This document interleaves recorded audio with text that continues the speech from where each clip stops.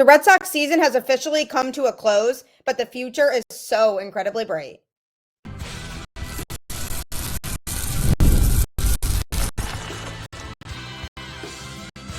You are Locked On Red Sox, your daily Boston part of the Locked On Podcast Network, your team every day. Hello and welcome to Locked On Red Sox, your daily Boston Red Sox podcast, part of the Locked On Podcast Network, your team every day. I'm your host, Gabby Maljanian, former ESPN social media associate and current host of the Boston Balling podcast as well. And I'm here to bring you the latest in all things Boston Red Sox Monday through Friday straight to your favorite podcast feed. And the best part, it's free. So make sure you tune in because Locked On is here for you every single day. Today's episode is brought to you by FanDuel. Right now, new customers can bet just $5. And if your bet wins, you'll get $300 in bonus bets to use across the app. Download the app today. Hello and welcome to the show. Red Sox season, unfortunately, is over now. And I sat for a while last night after the game ended, just sitting there. Didn't really feel anything or know what to feel, just kind of was trying to process what had just happened. And it was different from the last few years because the last few seasons, we kind of knew the Red Sox weren't going to be a playoff team. So it kind of became more accepting when the season was over just because we expected it. So we kind of knew, okay, the last day of the season is, September 30th or whatever it was, give or take. So we were mentally able to prepare ourselves for that. Whereas with this team making the playoffs, we had such high hopes. There was a lot of excitement. And for it to just end in that way, especially against the Yankees of all teams, was just really upsetting. So I'm sorry for dropping this episode today a little bit later than I usually do. I just needed to really gather my thoughts last night after the game. But I first want to start off by saying thank you so much to everybody who's tuned into this show all season long. I really could not do what I do without all of you. It truly means the world to me to be able to interact with so many Red Sox fans who are just as passionate about this team as I am and be able to just go through the ups and downs of this team with me. I'm a Red Sox fan until the day I die, and I will be here every day throughout the off season, providing you with more Red Sox content. But of course, today got to talk about the way the Red Sox got eliminated last night, notable free agents coming up after this season, and what the Red Sox need to do in the off season to be a true World Series contender. Now, last night's game did not go well. The Red Sox just did not really show up, and you really have to hand it to the Yankees rookie Cam Schlittler, who is a Massachusetts-based kid. He's from Massachusetts, grew up a Red Sox fan, was drafted by the Yankees, and he went out and shoved. He threw 8 shutout innings for the Yankees. 8 shutout innings, giving up just 5 hits and no runs with 12 strikeouts. He broke a Yankees record for most strikeouts in a postseason debut. I mean, you have to give credit where it's due. The kid was phenomenal under the spotlight. He threw 107 pitches. I mean, talk about a performance. On the flip side of that, the Red Sox had Connolly early on the mound, who also pitched well. He threw 3 2/3, giving up 6 hits and 4 runs, with 3 of them being earned, with 1 walk and 6 strikeouts. He threw 78 pitches, with 52 of those going for strikes. And the biggest thing with that is people might look at his box score and say, wow, he struggled. He couldn't handle the spotlight. But in reality, his defense behind him let him down. The Red Sox made 2 errors in that game, and there were a couple weak ground balls hit that got past the Red Sox infield that shouldn't have gone past the infield. Nathaniel Lau should have fielded one of those balls and thrown it to first. So the inning ended up being extended for a lot longer than it should have had to be. So that was the primary issue here, was that the defense behind early didn't show up. His pitch mix is very strong. And another big issue was that once the inning did start to unravel, Alex Cora did keep early in the game for a little bit too long because, yes, he has a good pitch mix, but he's not quite developed enough yet to the point where he should be seeing lineups a second or third time. The smart thing to do would have been to start warming up some arms out of the bullpen one time, just in case things started going south. Because for Alex Cora to come in and say pregame that everybody's going to be available, and then to keep running with early when the game is starting to get out of control, that was a mistake on Alex Cora. To me, he should have pulled him earlier than he did. It doesn't take away from his performance. The kid definitely showed that he has the ability to compete on the big stage, and he has a good pitch arsenal. He's just only made 5 starts in Major League Baseball, and he's still working to develop his pitches to the point where he can compete with more of the veterans across the league. And if a lineup sees you and you don't have quite the enhanced number of pitches as some of the guys who have been doing this for a long time have, then it's a lot easier for a lineup to pick up on that. So once the Yankees were able to see him one time through the order, they were then able to pick up on what he was throwing and be able to start hitting him. That's when Alex Cora should have pulled him. The inning got out of control because of the defense, but Alex Cora did keep him in a little too long. So this was not on the kid. Connolly early got some vast playoff experience that he can carry with him. And the reality is the Red Sox couldn't hit. I mean, Schlittler was shutting down the Red Sox lineup, like shutting it down. This offense recorded 5 hits in this game. And Schlittler had a great fastball. I mean, he was traveling that fastball at 100 miles an hour. The Red Sox couldn't hit it. They could not figure this kid out, and as a result, they scored no runs. This was a game in which I really had high hopes because the Red Sox won game 1 of the series. They were feeling it. They were confident, and things were going their way. And then they looked really angry after they lost game 2. So I thought they were going to come out with a vengeance in game 3. I thought Alex Cora was going to be incredibly strict and incredibly aggressive with the managing. And I thought that the Red Sox bats were going to show up. They did not, and therefore here we are, and we're eliminated. So obviously not ideal. I am still very emotional over it because when you cover a team every day and you're invested, I mean, going and interviewing players this year and being able to really feel like I was part of it, it's definitely going to be missed, but I'm already counting down the days until spring training. But want to know something really positive about this team? The future is incredibly bright. The Red Sox have a strong young core of players that just got their first taste of being in the postseason, and they kept it competitive against a team that went to the World Series last year and has most of that team back. Obviously, Juan Soto left and went to the Mets, but they have most of that team back. Garrett Cole was out for the whole season, so 2 notable pieces that weren't around. But the majority of that roster went to the World Series last year. So clearly the Yankees in this series were the favorite in terms of a roster and the players that they had out there. They have so many players who have a lot of playoff experience compared to the Red Sox, who had 17 players on the roster going into this series that had 0 postseason experience at all. So obviously the Yankees had an edge there, especially with the fact that they were also playing at home. But this Red Sox team fought. And they did what they could from the beginning of the season to the end of the season to prove people wrong. This was a team that a lot of people didn't think had a shot of making the playoffs, especially after they traded Rafael Devers. People counted them out.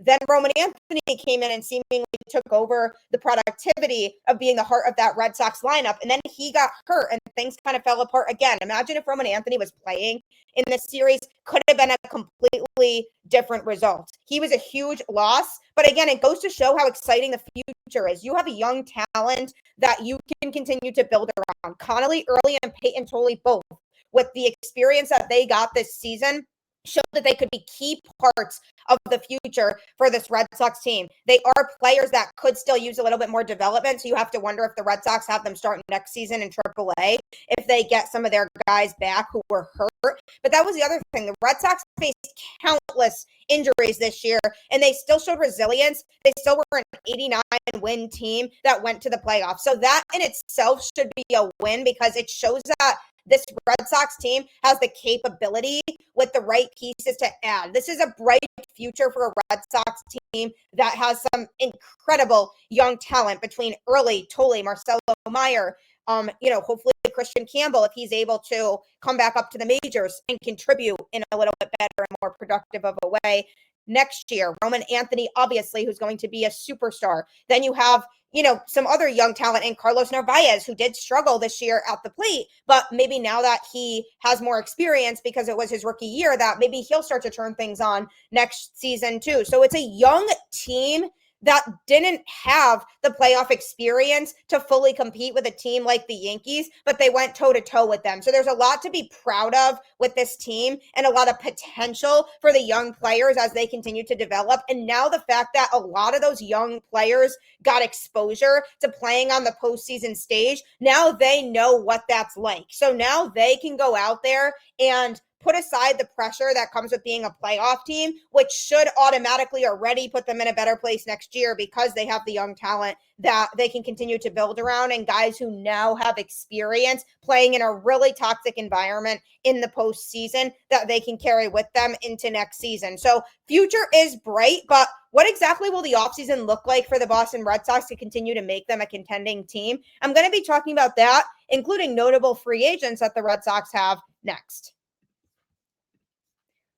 PrizePicks is a great way to make money while watching sports, essentially. Every day we make decisions, but on PrizePicks, being right can actually get you paid. Don't miss the excitement of this football season with PrizePicks, where it's good to be right.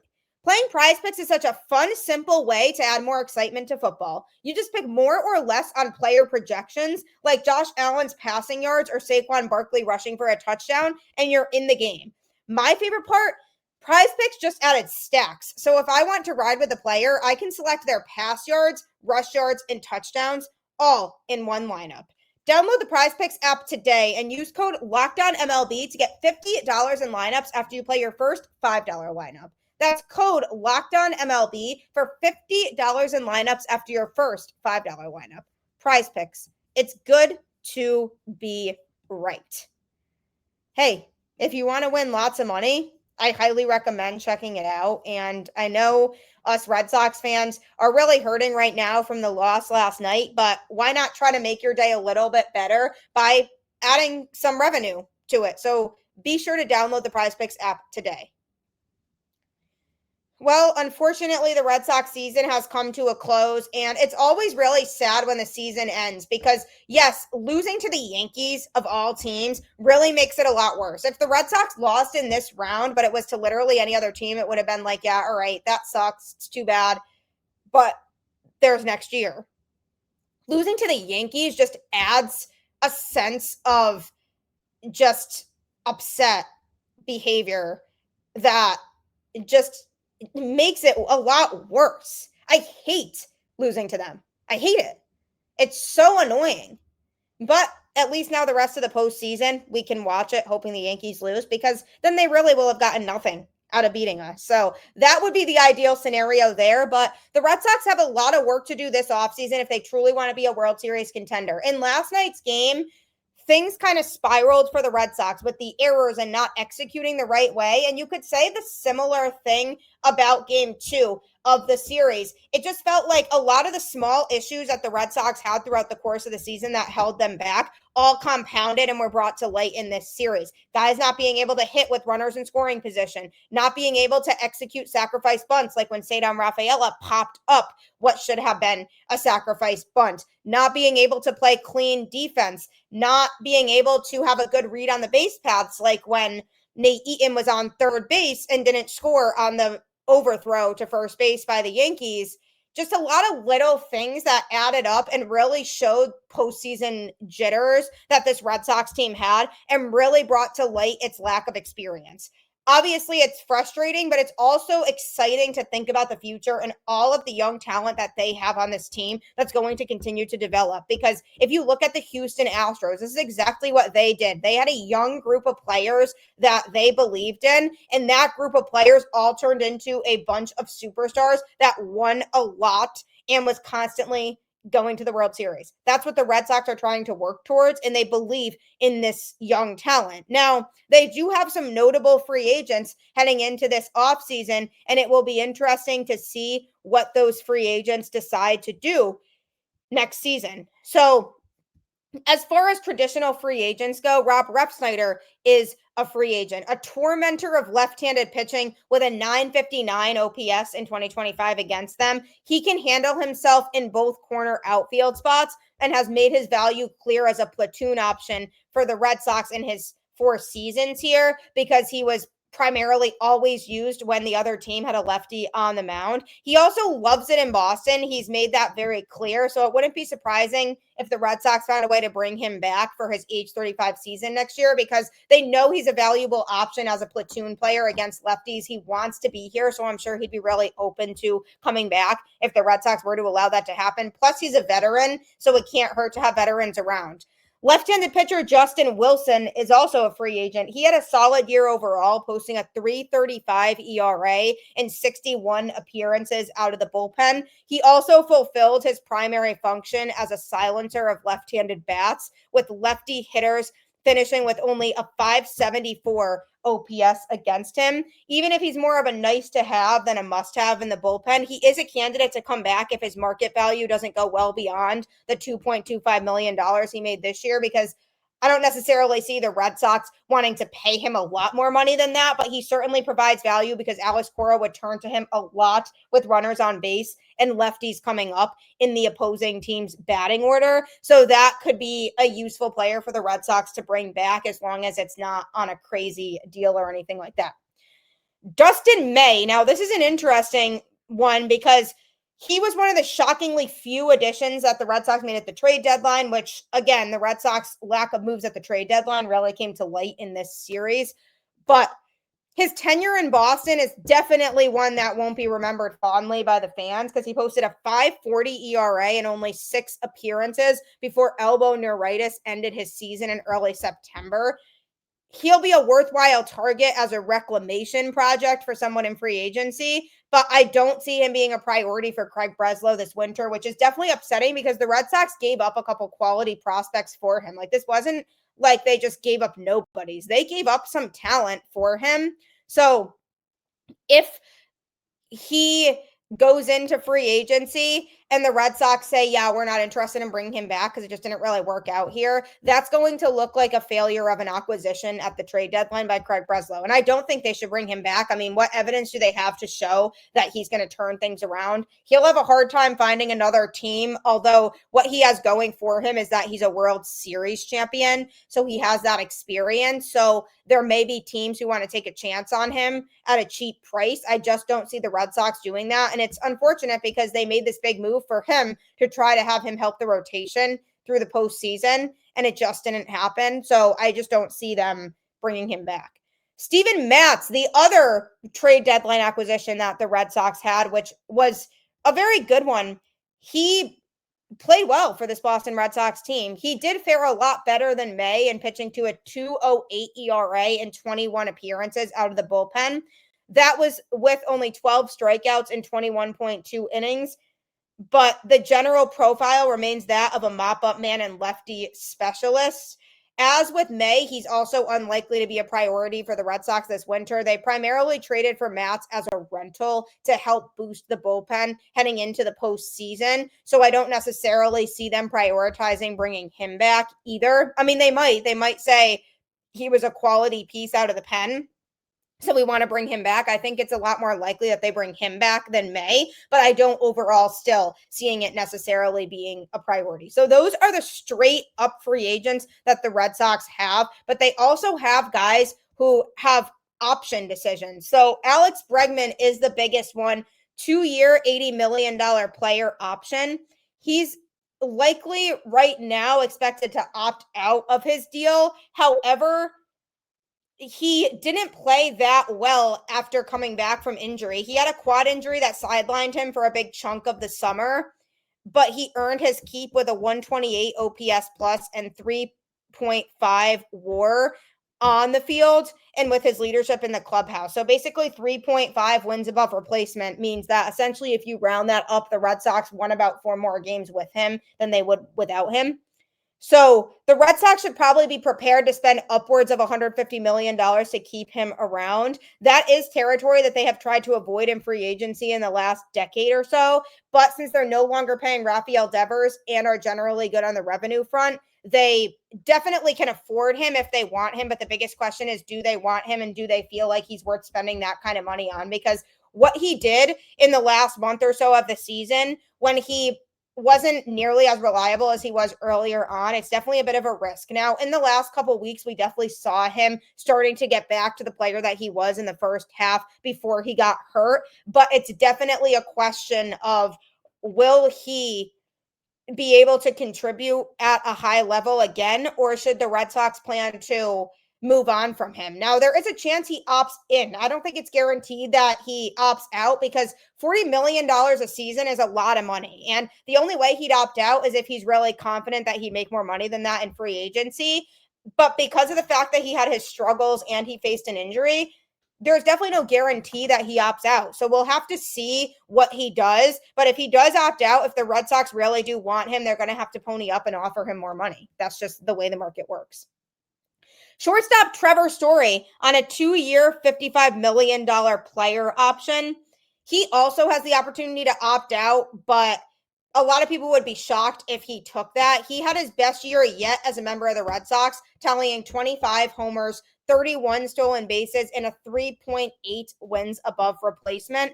But he's also a 32-year-old with a recent history of injuries and basically league average hitting. So whether there's more than $55 million out there for him is a genuinely good question. I mean, it could go either way. Teams could see the season he had and be like, wow, I want that as part of my team. Or they would say, I don't trust his injury history, so I don't really want him. He said he wants to be in Boston for a long time. So if that holds any weight, I could see him opting in, which would be good because it's an area of need that the Red Sox would not need to address this offseason, but definitely hit or miss there. Lucas Giolito has a $19 million mutual option. This was a $14 million club option, but he turned it into a mutual option when he crossed the 140 inning threshold in September. At that point, opting into free agency seemed all but certain for him. The situation is now less certain after the elbow injury that sidelined him for the playoffs, but he at least avoided what would have been his third major elbow surgery. Testing the market still does remain a solid bet, even if his next contract is likely to be heavily laden with incentives. Now, this is an interesting one because the Red Sox don't have a lot of veterans in their pitching rotation right now. So I think the benefit to keeping Lucas Giolito for them would be that he's a veteran pitcher who they really could have used in game 3 of the wild card series. However, because of the fact that there's an emergence of a lot of this young talent in their rotation, they might want to try to find spots for these guys. So they might say, yeah, we're not interested in executing and exercising our option on Lucas Giolito when we have other options that we could continue to make room for in the rotation. So I would not be surprised if the Red Sox decide they're not interested in keeping him around and they just let him test free agency. Liam Hendriks also has a mutual option. I bet you forgot about him. After missing all of 2024 and posting a 6.59 ERA in only 14 appearances this season, he's felt like a likely goner from Boston for a while now. Now his exit seems all but certain after he had ulnar nerve transposition surgery in September. He was one of the top relievers in the game, but various health scares, including that non-Hodgkin lymphoma that he had, have limited him to 19 appearances in the last 3 seasons. The 36-year-old definitely wants to keep pitching, but interest in him may be limited to minor league offers just because, unfortunately, the injuries have plagued him over the last few seasons, and because he didn't really get to contribute much to the Red Sox, they likely won't try to bring him back. I hope he gets an opportunity somewhere. He just might have to be prepared to take a minor league deal, but I definitely don't see the Red Sox bringing him back.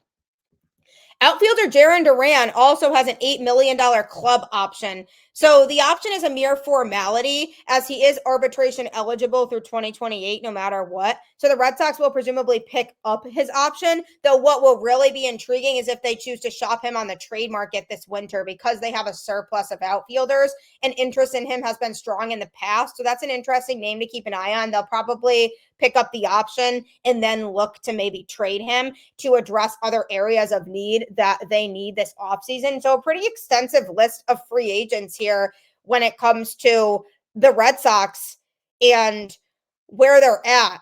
But they definitely have some very clear moves that need to be made this offseason in order to make them a true World Series contender. And coming up, I'm going to be discussing what the biggest areas of need are and how they possibly could fill those holes in free agency and on the trade market.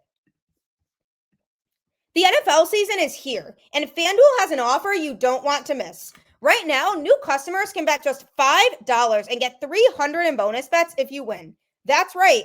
Pick a bet, put down $5, and if it hits, you'll unlock $300 in bonus bets to use across the app. Whether you're a casual fan or love diving into the stats, FanDuel makes the game day experience so much better. So what are you waiting for? Visit FanDuel.com to download the FanDuel app today and get started. Again, if you're looking to win lots of money, FanDuel 100% has you covered. I know so many people who have used FanDuel regularly to make money, and it has really paid dividends for them in their financial life. So again, while the Red Sox may have been eliminated, we can at least start to make our day a little bit more positive by starting to bet on sports on FanDuel, because you can bet on all different sports, not just football. So check it out today. So now it's officially the offseason for the Boston Red Sox, and they have lots that they need to focus on. And the positive about them being in the playoffs is they were able to very clearly see what the holes were. When they went up against the Yankees, you could see that the Yankees roster was just a little bit more complete than the Red Sox roster. The Yankees starting rotation was solid with a 1-2-3. Even with Garrett Cole hurt, they had a solid 1-2-3 in their rotation. The Red Sox don't necessarily have that. They have Garrett Crochet, who's a true number one, but then behind that, Brian Bayo struggled in September. Lucas Giolito was hurt. They have a lot of other players who could be considered part of that, but there just isn't a defining number two starter on this team. That's absolutely something they need to go after, as well as some offseason pieces. Now, with these opt-outs in question, if Trevor Story opts in, he will stay playing shortstop. He will be the shortstop for this Red Sox team until he is no longer a part of the Boston Red Sox. If Alex Bregman opts in, that's an easy solution at third base because he will still be the third baseman.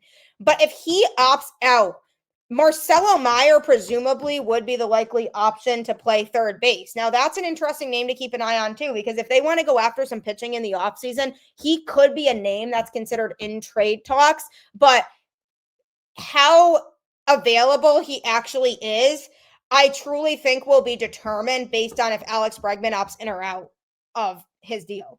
If he opts in, then he'll play third base, and Marcelo Meyer I could see being the opening day second baseman as long as he's still healthy and they decide not to trade him. If Alex Bregman opts out, then he presumably would take over at third base, in which case he probably wouldn't be made available on the trade block. So a lot is determined by Alex Bregman and whether he opts in or out.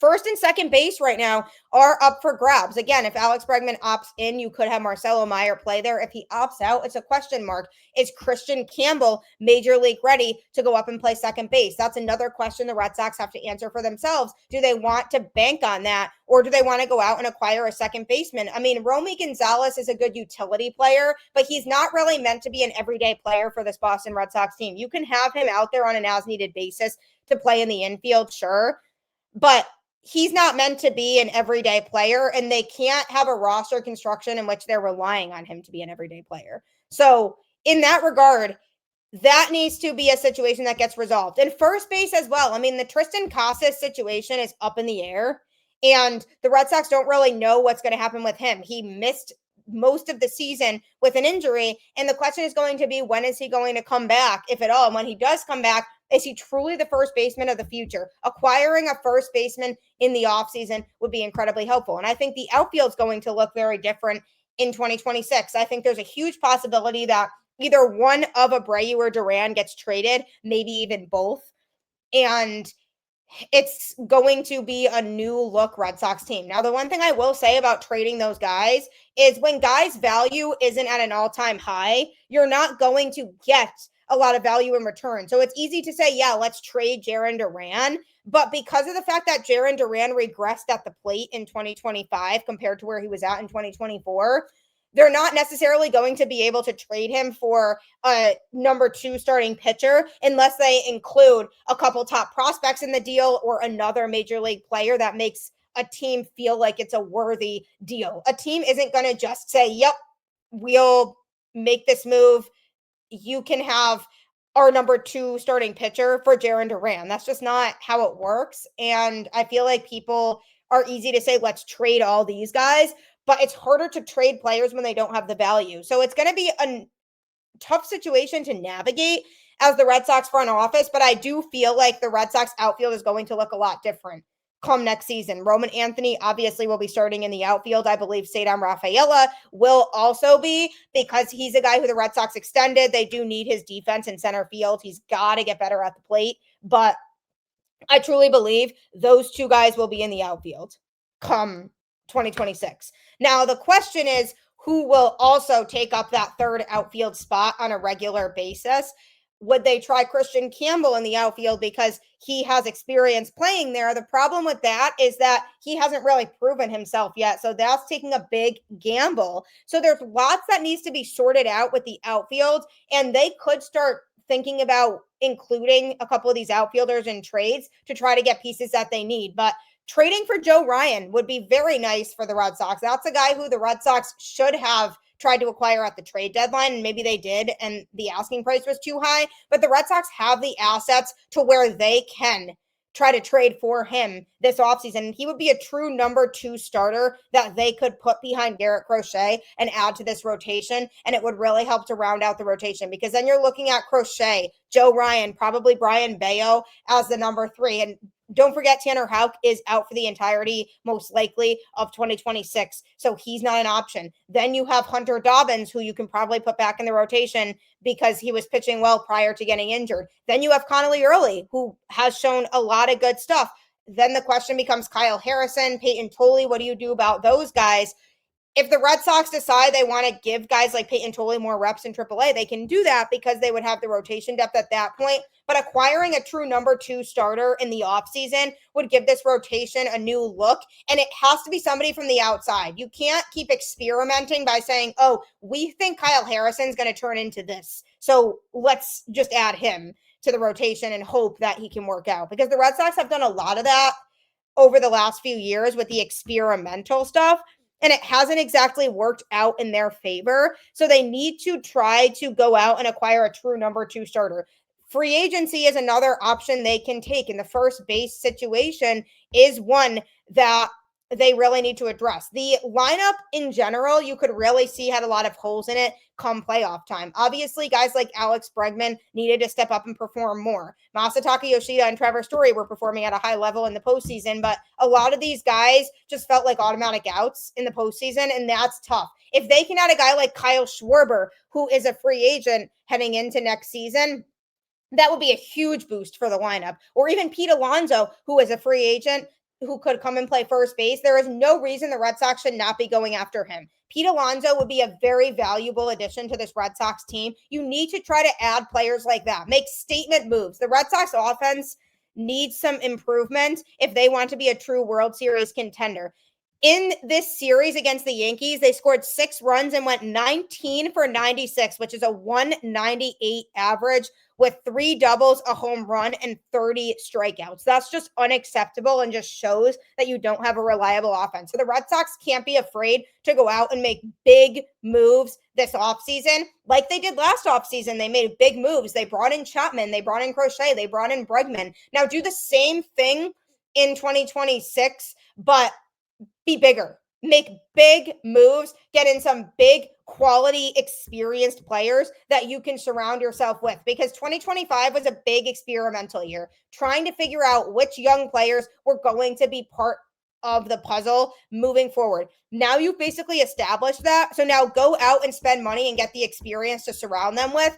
And this team can be a World Series contender. So it really is on Breslow in the front office to make the right moves. And if you tune into the show next week, I'll be going over some notable free agents and notable potential trade targets, particularly that the Red Sox could try to pursue this offseason to address some of their needs, which it definitely includes infielders. First base at a minimum, maybe second base, depending on what happens with the Alex Bregman situation. Reevaluating the outfield and seeing what makes sense there.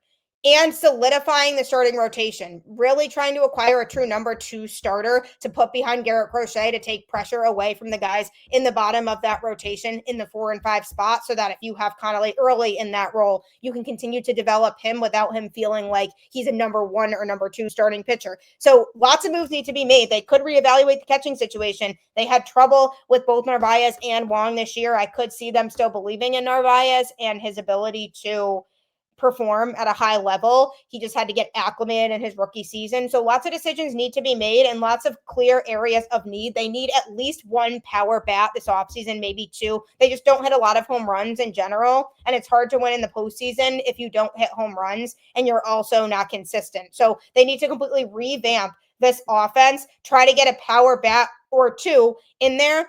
Definitely get a number 2 starting pitcher. Those need to be the absolute priorities, but continue to add to this team because this team has so much potential and they just showed it in this series. So sad the season is over, but thank you for riding along with me.